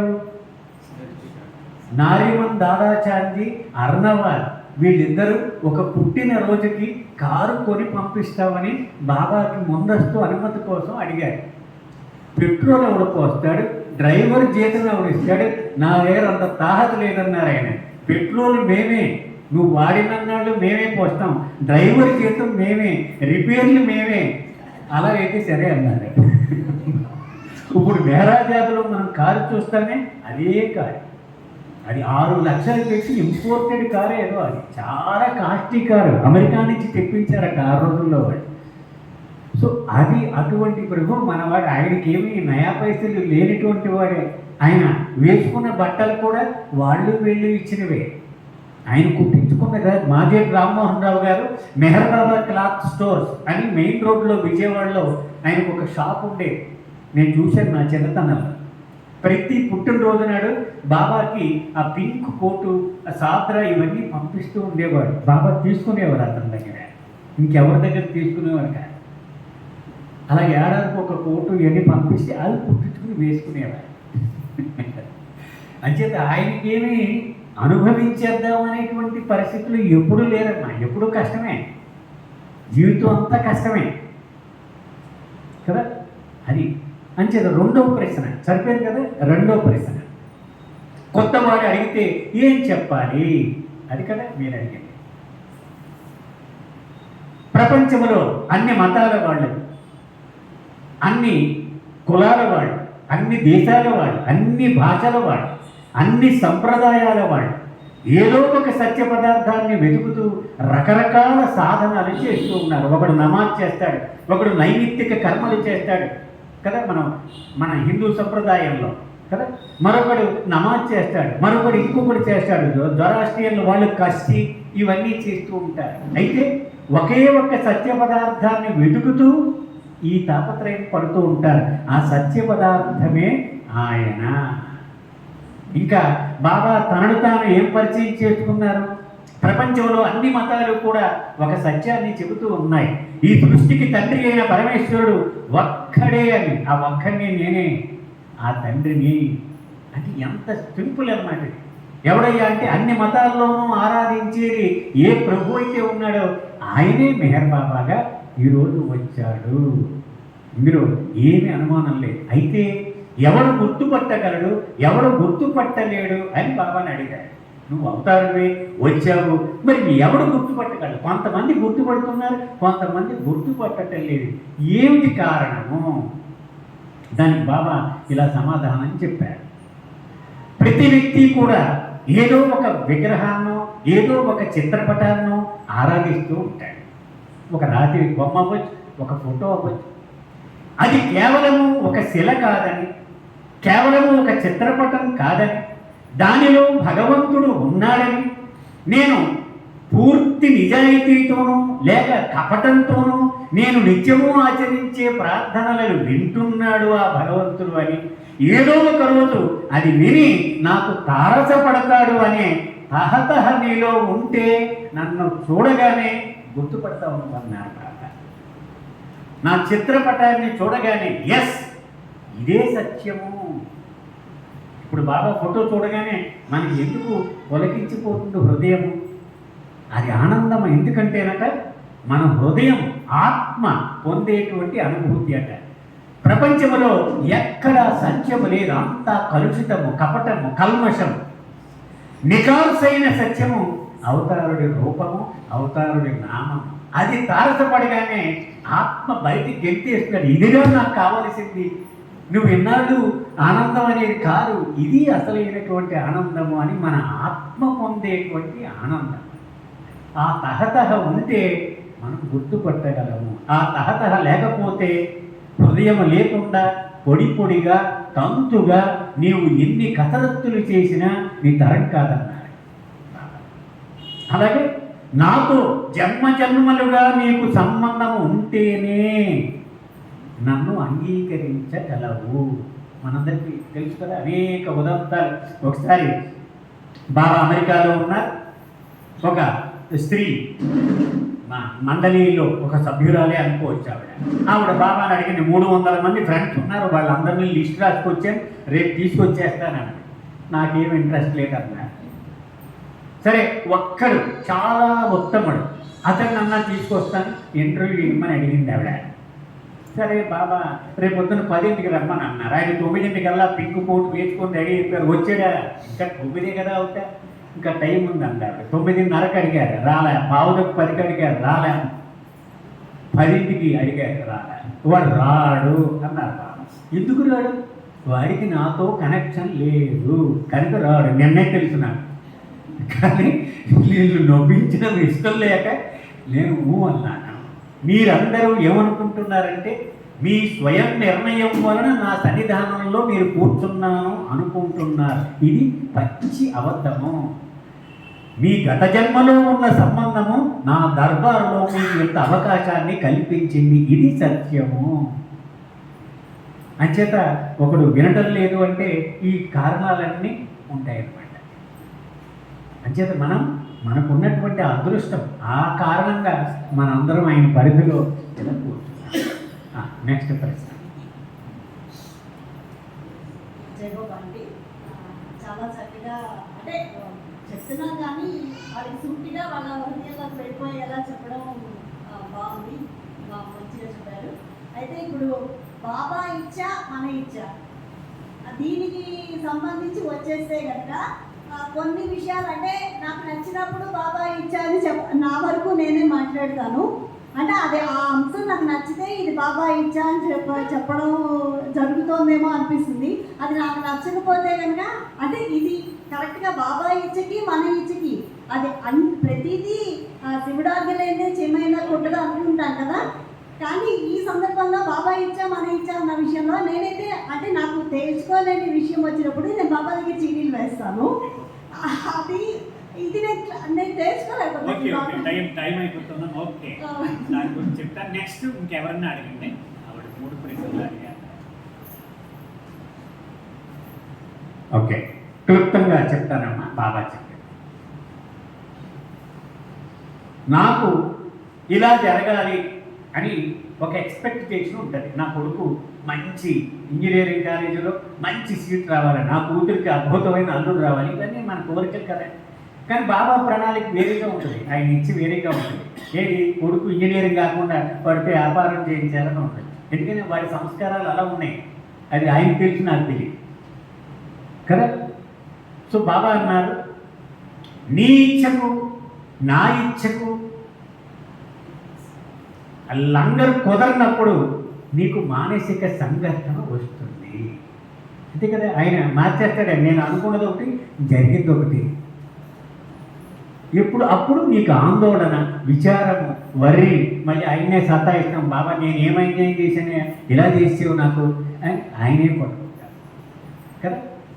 అంచేత బాబా దీనికి రహస్యం ఒకటి చెప్పాడు. నీవు నన్ను ప్రేమించడం నిజమైతే నా ఇచ్చనే నీ ఇచ్చగా చేసుకోవాలి. అర్థమైంది కదండి బాబా అన్నారు. అంటే నువ్వు ఏది చెబితే అదే జరగని ప్రభు అన్నావు అనుకో, కాన్ఫ్లిక్టే లేదు, సంఘర్షణ లేదు, ఆందోళన లేదు, చింత లేదు.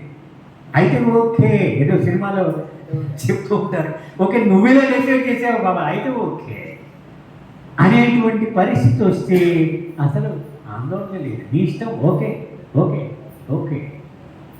అప్పుడు ఒక ప్రేమికుడికి అసలు తన జీవితంలో ఎదురైనటువంటి ఒక సందర్భాన్ని ఖండించేటువంటి హక్కు లేదన్నారు బాబా. ఎందుకని చేసింది ఎవడు? నా తండ్రి.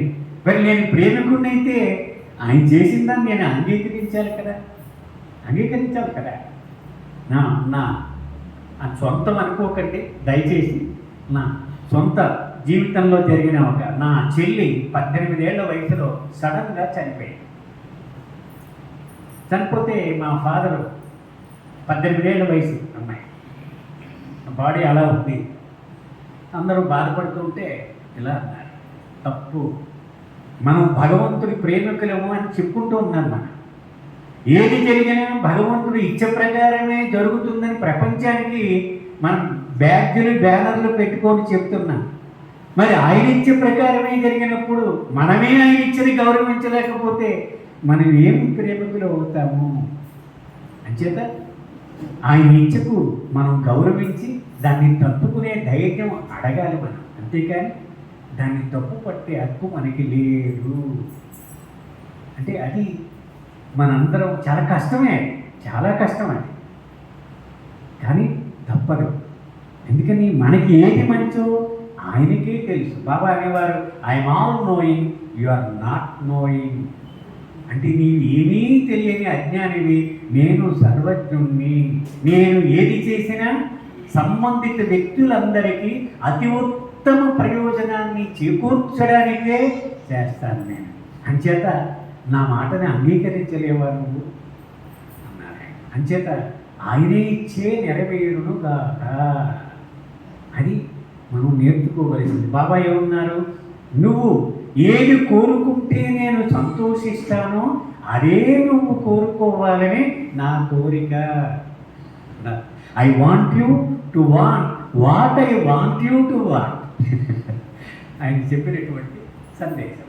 అంచేత బెస్ట్ ప్రేయర్ ఏమిటంటే, తండ్రి నీ ఇచ్చకు నిలబడి ఉండేలాగా నాకు సహాయం చెయ్యవయ్యా అని అడగమన్నారు బాబా. అది సొల్యూషన్ అన్నమాట. సో ఆయన ఏది చెప్తే అది ఓకే. జై బాబా. నెక్స్ట్ టైం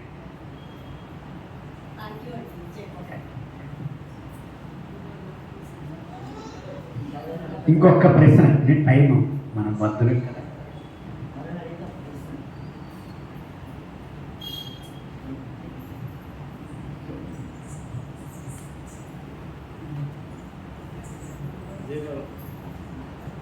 జయబాబు సార్, మనము హిందువులుగా అంటే బాబా పరిధిలోనికి రాకముందు అన్ని అవతారాలని మనము అంటే ఒక అవతారం కదా, ఎన్ని అవతారాలు అన్ని అవతారాలని మనం ఇంట్లో పెట్టుకుని మనము పూజించడం, ఆరాధించడం, సరే ఏది ఏ రకమైనటువంటి సాంప్రదాయానికి అనుగుణంగా మనం పెరిగామో ఆ రకంగా మనం వెళ్ళాము. బాబా మనకి అవకాశం ఇచ్చిన తర్వాత, బాబా పరిధిలోనికి లేదా ఆయన ఆర్బిట్లోనికి వచ్చిన తర్వాత మనం అంటే నేను అందులో ఎందుకు ప్రత్యేకించి కేటగరైజ్ చేస్తానంటే, మగవాళ్ళలో మనమైతే ఒకే దృష్టితో వెళ్ళగలగడానికి ఆయన అవకాశం ఇచ్చి ఉన్నాడు. కానీ ఆడవాళ్ళు అయ్యేసరికి మళ్ళీ ఆ పూజ పురస్కారాలు అని అంటే దాని నుంచి బయటపడడానికి చాలా కష్టమైపోతుంది. అంటే ఇప్పటికి కూడా బాబాయే అని అనడం లేదు, ఒక బాబా అంటే బాబా కూడా అని అనడం. వాళ్ళకి చెప్పగలిగిన దీంట్లో మనం చెప్పలేకపోనందువల్ల అలాగా జరుగుతుందా మరి దానికి మన బాబా ప్రేమికుల్లో అర్థమైందండి. అయితే మొట్టమొదట క్వశ్చన్ కరెక్ట్ చేస్తానండి. ఆడ మగ అనేటువంటిది లేదు. ఎందుకంటే బాబా శ్రీమంతులు ఉన్నారు, వాళ్ళ ముందు మనం ఏమన్నా సరిపోతామా? అదే, మగవాళ్ళలోనూ ఉన్నారు, ఆడవాళ్ళలోనూ ఉన్నారు. అంటే మీకు తెలుసు కాబట్టి మీరు అలాగ అంటున్నారు, కానీ ఆడవాళ్ళు కూడా ఆ ప్రశ్న వేశారు నాకు ఒకసారి. మేము ఆడవాళ్ళం అంకిత భావంతో ఉన్నాం, కానీ మగవాళ్ళు మాత్రం రకరకాల గుళ్ళకి రమ్మంటున్నారు, మరి మేము ఏం చేయమని అడిగారు. అంచేత అలాగే చెప్పలేమండి. ఎందుకంటే ఆయనతోటి సంబంధం ఆత్మకి కానీ లింగభేదం అనేటువంటిది లేదు ఆయనకి కదా. అంత ముఖ్యంగా మనం ఒక విషయం ఇక్కడ మీకు ఎంవివి సత్యనారాయణ గారు మీరు విన్నారు కదండి, అందరూ కూడా. ఆయన హైదరాబాద్లో ఉంటున్నారు.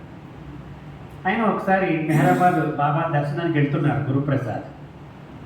తెలుగు వాళ్ళు ట్రైన్లో తగిలారు. తగిలి మరి మీరు ఏ గుళ్ళకి వెళ్ళరా అండి అని అడిగారు. వెళ్ళమండి అంటే మీకు పార్షియాలిటీ నేను ఒక్కటే సమాధానం ఇచ్చాట. ఒక వస్తువు పోయింది అంటే కారుకి ఎక్కడో పడేశాను నేను, వెతుకుతూ ఉన్నాను. టార్చరేట్ వేసి ఆ మూల వెతికాను, ఏ మూల వెతికాను, నేను కబోర్డులో వెతికాను, దొరికేసింది. దొరికిన తర్వాత కూడా వెతుకుతానా? వెతికితే పిచ్చోడు అంటారు. కాబట్టి మీకు దొరకలేదు కాబట్టి అన్ని చోట్ల వెతుకుతున్నారు, నాకు దొరికేసింది కాబట్టి ఇంక నేను వెతకడం మానేశాను. చూసారా, సత్య పదార్థం దొరికేసింది నాకు, మీకు దొరకలేదు కాబట్టి మీరు వెతకడం ధర్మం, నాకు దొరికేసింది కాబట్టి మానేయడం ధర్మం. ఎంత అద్భుతంగా చెప్పాడు చూడండి ఆయన సమాధానం. అది సత్యం. అంచేత అది పూర్తిగా దొరికింది అనేటువంటి అవగాహన వచ్చే వరకు మనం అది ఆ ఊగిసలాట కొనసాగుతూనే ఉంటుంది. అయితే అందులో నిజాయితీ లేదు అనుకోవడం కూడా కరెక్ట్ కాదండి. ఒక ఉదాహరణకి ఒక వ్యక్తి 15 అడుగులు నిటారుగా ఉన్న ఒక గోతులో పడిపోయాడు అనుకోండి, దాని నుంచి పైకి రావడానికి తంటాలు పడి రోజుకొక అడుగు పాపుతాడు, మళ్ళీ జారిపోతే మళ్ళీ అదే అడుగు పడతాడు. అంటే వాడి నిజాయితీ లేదా ప్రయత్నంలో ఉంది, మరి ఏం చేస్తాడు వాడు? అక్కడే పడతాడు. కానీ పైనుంచి ప్రభువు ఒంగుని చెయ్యి అందిస్తున్నాడు. ఆయన ఆ చెయ్యిని అందుకున్నాడంటే వీడు ఎక్కేసాడే పైకి. ఆ చెయ్యి అందే వరకు ఇలాగే ఉంటాడు వాడు. మనం వాడిని నిరుత్సాహపరచకూడదు కూడా, అవసరమైతే సాయం చేయాలి వాడికి కదా. అంచేత బాబా ఒక్కడే సహాయం చేయగలడు, కానీ మన సామర్థ్యం సరిపోదు దానికి కదా. ఉదాహరణకి ఒక అమ్మాయి బాబా దగ్గర ఏడుస్తూ చెప్పింది, ఏమని అడిగారు, నా భర్త అస్సలు నీ పేరు ఎత్తితే ఒప్పుకోవట్లే, నీ ఫోటో తీసి బయట పడేస్తున్నాను, నేనేం చేయను బాబా. మరి నువ్వేం చేస్తున్నావు అన్నా. ఐఎమ్ డూయింగ్ మై బెస్ట్ అన్నాడు. ఏమిటి చెప్పుకున్నారు? అప్పుడు ఏదో చెప్పింది. కాదన్నా, నీకున్న అతిశక్తివంతమైన రిసోర్సు నన్ను అడిగావా? నన్ను అడగలేదు, నన్ను అడిగాను. అంతే కదా, మనకున్న పెద్ద బలం ఏది? బాబా. అంచేత ఆయన అడగడమే, బాబా ఆవిడకి పూర్తి అవగాహన వచ్చేలాగా సహాయం చేయవయ్యా అని అడగడమే. అది పెద్ద సహాయం చేస్తుందన్నమాట ఆ సంబంధిత వ్యక్తికి. అది బెస్ట్. కానీ మనం వాళ్ళని విమర్శించి వాళ్ళని మనం చిన్నతనం చేస్తే అదేం ఉపయోగం లేదు. ఎందుకని వాళ్ళు కావాలని చేయట్లేదు కదా. ఆ అవగాహన వచ్చినాడు వాళ్ళు అపని చేయరు. అవగాహన ఇవ్వాల్సింది ఎవరు? ఆయనే ఇవ్వగలరు కదా. బాబాయే చెప్పారు, నా తల్లి విషయంలో నేను అలాగే హ్యాండిల్ చేశానని చెప్పేవాడు కదా. వాళ్ళని అన్ని విషయాల్లోనూ ప్రేమిస్తే వాళ్ళు మారుతారని చెప్పారు బాబా. ప్రేమ ద్వారా వాళ్ళలో మార్పు తీసుకురావడం సాధ్యము. అవతార్ మెహర్ బాబాకి జై సార్. Thank you. జై బాబా.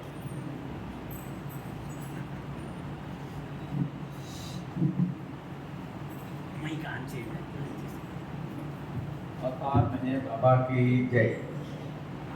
మనకి చెప్పాలంటే బాబా స్వయంగా మనకి చెప్పినట్టే హృదయాన్ని హత్తుకునే విధంగా చక్కగా అదే దీని యొక్క బాబా యొక్క గొప్పదనం. మనం ఈ సబ్జెక్టులు ఇవన్నీ నీ క్వశ్చన్స్ అడగచ్చు. ఎన్నడినా ఏం చేసినా అవగాహన ముందు రావాలి, దాని మీద విశ్వాసం కావాలి. ఆ విశ్వాసంలో కూడా మనం ఎన్ని చుట్టూ తిరిగి ఎన్ని విన్నా ప్రయోజనం ఉండదు. ఆ 100% రావాలంటే ఆయన చెప్పినట్టు ఆయన పొరపాటు ఉంటారు, చెయ్యి అందిస్తున్నాడు మనకి, మనం అందుకోలేకపోతున్నాం. అందుకుంటే అది లాగుతాడు, అతను మనం అందుకోకపోతే ఆయన ఏం లాగుతాడు, మనం అలా పడుతూనే ఉంటాం. అంచేత మనం అందరం పూర్తిగా, ఇది తప్పే కాదు, ఇప్పుడు ఎక్కడికి వెళ్తున్నారు, ఆ గుడికి వెళ్తున్నారు, ఈ గుడికి వెళ్తున్నారు, ఇవి చేస్తున్నారు అవుతున్నారు, అది అవగాహన లోపం చెప్పారు కదా, అది వెతుకుతూనే ఉంటారు. ఫైనల్గా చివరికి వచ్చేసరికి మనకు అసలు దొరికింది అనుకోండి, మరి వెతకవలసిన పని లేదు. ఆ స్టేజ్కి మనం రావాలి. అది ఎవరు చెప్తే వచ్చేది కాదు, ఆయన అనుగ్రహంతో రావాలి. మనందరం కూడా 100కి 100 బాబా అంటాం. క్రీకి వచ్చేసరికి అమ్మ ఆయన అక్కడికి వెళ్ళదు, ఎక్కడికి వెళ్ళదు, మనందరికీ ఉంది అది. కానీ అది మారాలంటే ఆయన కృప పూర్తిగా ఉండదు. 100% అన్నాడు, 100కి 100. అది మనం ఎంత % తక్కువ ఉన్నా మనం అలా ప్రయాణం చేసినాం. ఒక జన్మ కాదు, 84 లక్షల జన్మలు అన్నారు. మరో జన్మ ఇద్దరికి వచ్చింది. ఆయన పట్టుకున్నామంటే ఈ జన్మలోనే తీసిపోతానన్నాడు ఫైనల్గా. ఆ స్థితి మనం పొందాలంటే ఆయన కృప ఉండాలి. దానికి మనం ప్రయత్నం చేద్దాం. ఈరోజు చక్కటి విషయాలు మనం తెలియజేశారు. ఆయనకి ఉదయపూర్ దేవాలయాలు తెలియజేస్తున్నాం. తర్వాత రేపు సిగడంలో కార్యక్రమం ఉంది, అక్కడ కూడా మంచి విషయాలు జరుగుతుంటారు. తప్పకుండా వీలైన వరకు అందరూ రావడానికి ప్రయత్నం చేయండి. అది ఇంకేత అవతార్ మెహర్ బాబాకి అవతార్ మెహర్ బాబాకి జై బాబా అండి అందరికీ. ఆయన ఈ అరగంట గంట కాదు, మనం ఎన్ని రోజులు కూర్చొని ఎన్ని ప్రశ్నలు వేసినా దానికి ఆయన సమాధానం ఇచ్చే ఆ సబ్జెక్ట్ బాబా ఆయనకి ఇచ్చారు. అంతటి పెద్ద ఆయన నాగేశ్వర గారు మనం అడగంగానే, ఎందుకంటే ఈరోజు ఆయన 1 గంటకి దిగాలి ట్రైన్, కానీ 4:30కి దిగి వెంటనే 4:30కి భోజనం చేసి మళ్ళీ రెస్ట్ తీసుకోకుండా మనం అడిగిన వెంటనే వచ్చి మనందరికీ బాబా విషయాలు తెలియజేసినందుకు గాను ఆయనకి ఉదయపూర్ జయబాబా తెలియజేసుకుంటూ, అలాగే బాబా వారికి మరింత శక్తిని ఆరోగ్యాన్ని ఇచ్చి ఆయన ద్వారా మరిన్ని విశేషాలు ఈ విశ్వ మానవాళ్ళందరికీ అందించే విధంగా ఆయనకి శక్తినివ్వమని బాబాను వేడుకుంటూ అవతార్ మెహర్ బాబాకి జై. ఇప్పుడు మన అధ్యక్షుడు గారు చెప్పినట్టు రేపు సిగడాం కేంద్రం యొక్క వార్షికోత్సవం సందర్భంగా జరిగే ప్రేమిక సహవాసంలో ముఖ్య వక్తగా వారు తోట నాగేశ్వర గారు రేపు అక్కడ కూడా మంచి ప్రసంగం బాబా వారు విశేషాలు ఆయన తెలియజేస్తారు. కాబట్టి అవకాశం ఉన్నవారు కాదు, అవకాశం చేసుకొని మరి ఆ కార్యక్రమానికి హాజరై ఆ విశేషాలు విని ఆ బాబా వారి ప్రేమను పొందవలసింది మిమ్మల్ని అందరినీ కోరుతూ ఉన్నాను. అవతార్ మెహర్ బాబాకి జై. అదేవిధంగా మనకి రేపు నగర సంకీర్తన కార్యక్రమం మన కేంద్రం తరఫున సోదరులు మరాఠా నాగభూషణరావు గారి మెహర్దిల్ న్యూ కాలనీలో అక్కడ జరుగుతుంది. కాబట్టి అక్కడి నుంచి 5:15కి రండి. 5:15కి అక్కడి నుంచి ప్రారంభించి 6 గంటలకి ప్రార్థనలతో మెహర్దిల్లో ఫస్ట్ ఫ్లోర్లో, సెకండ్ ఫ్లోర్ కాదు, ఎందుకంటే తెలియజేస్తున్నాను, అందరూ మీదకి ఎక్కాలని ఇబ్బంది పడతారు కాబట్టి ఫస్ట్ ఫ్లోర్లోనే నగర సంకీర్తన ఏర్పాటు చేశారు. కాబట్టి దయచేసి అందరూ కూడా ఆ నగర సంకీర్తన కార్యక్రమం హాజరై బాబా వారి ప్రేమను పొందవలసిందిగా కోరుతూ ఉన్నాను. అవతార్ మెహర్ బాబాకి జై. అందరికీ జై బాబా. ఈరోజు ఈ సమావేశంలో హాజరైన వాళ్ళందరూ కూడా చాలా అదృష్టవంతులు. నాగేశ్వరరావు గారు స్పీచ్ విని, అంటే బాబా చెప్పిన విషయాలు వాళ్ళు కూలంకషంగా బాగా పుస్తకాలు చదివి ఉన్నారు. ఆయన ఎడ్యుకేషన్ అంతా శ్రీకాకుళంలో జరిగింది. అప్పుడు స్టేట్ బ్యాంక్ కాలనీ ఆర్సీలు రోడ్లో ఉంది కదా అక్కడ. అయితే ఎప్పుడు నేను చెప్తున్నాను, వడ్డీ సాగర్ మా దూరంలో ఉన్న అబ్బాయి అంటే మనం ఇంకా అతను తండ్రికి మించిన కొడుకు. ఆయన ముందు మనం ఏం చెప్పడానికి వీల్లేదు. ఆయన అనవసరంగా రోజు తలబడి బాబా విశేషాలు చెప్పగల దీక్ష బాబా ఇచ్చారు. అతను నిజంగా అజాత శత్రువు కాబట్టి మనకు బాగా పరిచయం ఉన్న మనిషి, కానీ ఆయన చాలా మేధాలు. బయటికి ఏమి తెలియదు. మీరు ఎన్ని రాత్రి తెల్లవారు పూజ ప్రశ్నలు కూడా చెప్తాను అనుకుంటారు. ఇందులో ఒక మాట నేను చెప్పి ముగిస్తాను. నేను తొలి రోజుల్లో వెళ్ళినప్పుడు 72, 80 వరకు సత్యనారాయణ గారు, రామచంద్ర గారు వెళ్ళేవాడు, ముగ్గురు కూడా. ఆ రోజుల్లో ఇప్పుడు గేరి ఏది ఉన్నాయండి, వెరీ క్లీనర్ పక్షి పెట్టిన అంటే మేము ఎరిచి గారితో వెళ్ళేవాడు రాత్రి 11 తర్వాత తెల్లవారిపోయింది. ఆయన ఎరిచి గారు లాంగ్ కోట్ వేసి ఒక దాంట్లో వేడి ఒక దగ్గర కాఫీ పెట్టేవారు. నువ్వు బియ్యం రావు గిన్నె చక్కగా చిన్న అగ్గిపెట్టలాగా ఉండేది. పార్లమెంట్ దగ్గర ఆ వెరీ క్లీనర్ ఉంటాడు, పేరు బాగా జ్ఞాపకం ఆయన ఉన్నాడు. ఆ అగ్గిపెట్టారు ఇలాంటి మనిషి లేవు ఏమవుతుంటే ఆయన చక్కగా వివరించినారు. అడిగిన క్వశ్చన్ బట్టి ఆయన ఎవరు ఏమని ఆయన చెప్పే వాళ్ళకి అన్ని క్లియర్ చేసేవాడు. అయితే బాబా కూడా చాలా విషయాలు మనకు తెలియదు ఎన్నో ఉన్నాయి. అంటే ఆయన ప్రేమ విధేయత సరళాలు ప్రేమతో అన్ని సాధించవచ్చు. ప్రేమ మనకు కావాలి, ప్రేమ మనం నటిస్తున్నాం, ప్రేమ లేదు. బాబా ప్రేమ లోపించింది కాబట్టి ఆయన వచ్చాడు మనకి. Come not to teach but awaken, మనకు జాగృతి కలగాలని వచ్చాడు. ఇంకోటి ఏంటంటే బాబా అప్పుడు ఎరిచి ఆయన ఎప్పుడు చెప్తున్నారు ఆ ప్రసాదం దగ్గరికి వెళ్ళినప్పుడు రూమ్లోనా టేక్ బాగా ఇచ్చు నేను బాబాతో నేను తీసుకెళ్ళి కమ్ షూన్ మళ్ళీ రండి బాబా దర్శనం. అప్పార్ మెహర్ బాబాకి జై. రేపు 1వ తారీఖు మా ఇంట్లో నగరసభ ఏర్పాటు చేసుకున్నాం కాబట్టి అక్కడికి అందరూ వచ్చి సంఘటన ప్రాంతంలో పాల్గొని బాబా హారతి తీసుకొస్తున్నా ప్రార్థిస్తున్నాం. అప్పుడు 7 గంటలకు అంత అయిపోతుంది. శుక్రవారం వెళ్ళాలని వెళ్ళొచ్చు. అప్పార్ మెహర్ బాబాకి జై. జై బాబా. బుధవారం నాడు ఉదయం 4 సంకీర్తన కృష్ణవేణమ్మ గారి ఇంట్లో, సాయంత్రం సంకీర్తన పాక్షికాలను కేంద్రంలో, లక్ష్మీవారం ఉదయం 4 సంకీర్తన అనంతరావు గారి ఇంట్లో, సాయంత్రం సంకీర్తన అనంతరావు గారి గృహంలో మరియు వెంకటరామేశ్వర గృహంలో, శుక్రవారం నాడు ఉమాదేవి గారి గృహంలో, వచ్చే ఆదివారం నగర సంకీర్తన రేపు అనౌన్స్ చేసుకుందాం. ఎవరైనా అడిగితే చూసి. అవతార్ మెహర్ బాబాకి జై. అవతార్ మెహర్ బాబాకి జై. నామం మౌనం భారత్. జై బాబా.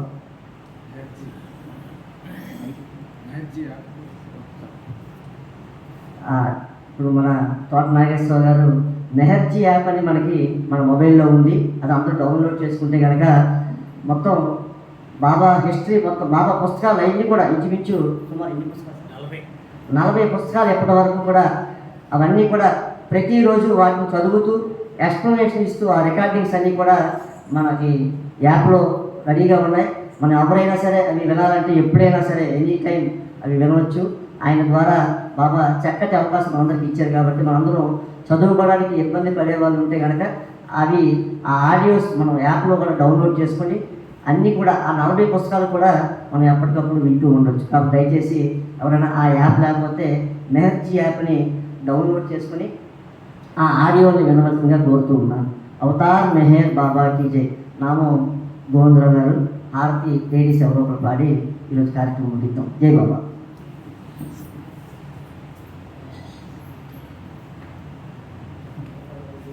अवतारो मेहर बाबा की जय. अवतारो मेहर बाबा की जय.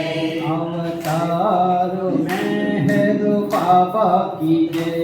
अवतारो मेहर बाबा की जय.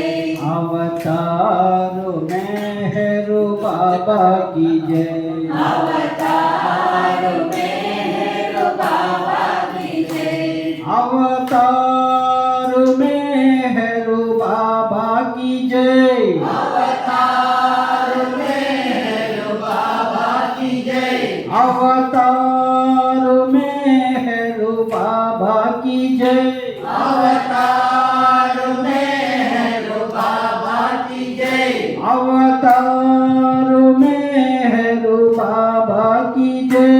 अवतार मेहर बाबा की जय.